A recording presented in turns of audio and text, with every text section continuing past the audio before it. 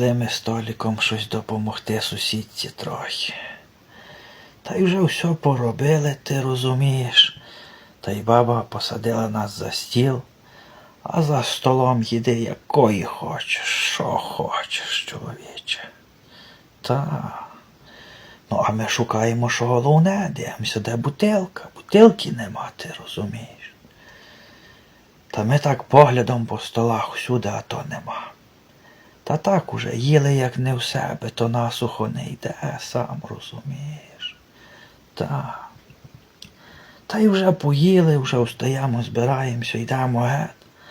А вона каже, а може ви хотіли щось випити, каже, ти розумієш, скаргов старов. Ми кажемо, ні, та де? Боже борони, та ми не хотіли. Ну, та пішли ми вже геть, та більше Толік на такі калими вже не йшов. Ну.